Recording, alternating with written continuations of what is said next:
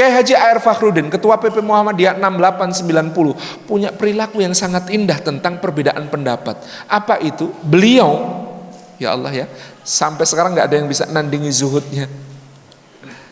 Insya Allah.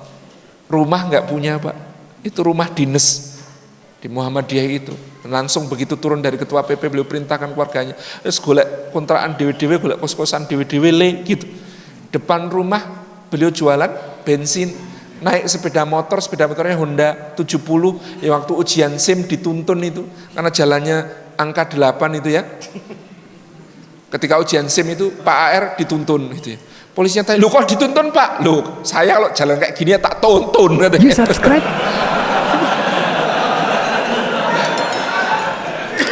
Pak AR. Nah, Pak AR itu pernah diundang sebuah masjid di Jawa Timur. Kayaknya bukan di Kediri. Kediri ya?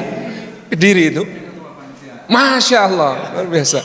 Nah, salah satunya pada saat itu masjidnya Masjid NU Pak pada waktu itu. Mungkin ini bukan Kediri, mungkin beda cerita.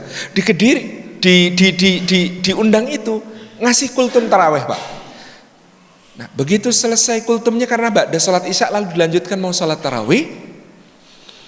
Jamaah kagum loh, ternyata alim beliau itu, tahunya cuma ketua PP Muhammadiyah gitu. Ternyata alim sekali. Akhirnya kemudian jamaah minta, "Pak AR imam, Pak AR imam, Pak AR imam." Nah, Pak AR ini tentang sholat tarawih pegang hadis Aisyah. Aisyah radhiyallahu anha mengatakan, "Aku melihat sholat Rasulullah di rumahnya di Ramadan ataupun di luar Ramadan tidak pernah lebih dari 11 rakaat, tapi jangan tanya padaku panjang dan bagusnya." Jadi kalau di rumah Rasulullah sholatnya 11 rakaat kata Aisyah, jangan tanya padaku panjang dan bagusnya. Panjang dan bagusnya kayak apa? Ibnu Abbas yang pernah kapok ikut. Kenapa? Sholat malam di rumah Rasulullah, ngikut Ibnu Abbas itu, waktu itu masih kecil, masih 9 tahunan. Rakaat pertama baca Al-Baqarah. Kata Ibnu Abbas, aku berharap Al-Baqarah lalu ruku, ternyata nyambung Ali Imran. Aku berharap Ali Imran lalu ruku, ternyata nyambung An-Nisa. Aku berharap An-Nisa ruku, ternyata nyambung Al-Maidah. Baru setelah Al-An'am rukuknya. Habis itu Ibnu Abbas nggak ikut sholat di rumah lagi. Berat Pak ikut sholat Rasulullah di rumah itu. Nah, ini beda dengan pendapat para sahabat. Para sahabat mengatakan, oh kalau di masjid Rasulullah sholatnya kepada kami menyesuaikan, karena kami nggak kuat berdiri lama, beliau memperbanyak rakaatnya. Nah, tapi Pak AR lebih senang hadis Aisyah. Beliau mantep 11 saja kalau sholat, jangan lebih. Nah, lalu ketika disuruh ngimami, Pak AR tanya, "Bapak Ibu sekalian, biasanya di masjid ini tarawihnya berapa rakaat? 11 atau 23 nggih?" Jamaah kompak menjawab, 23 gitu.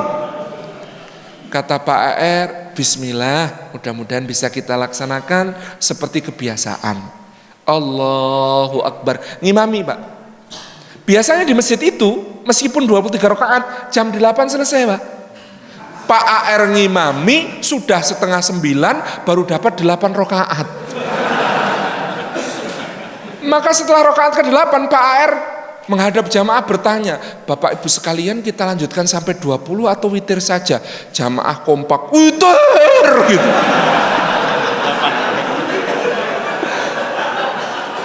Akhirnya sesuai kesepakatan witir.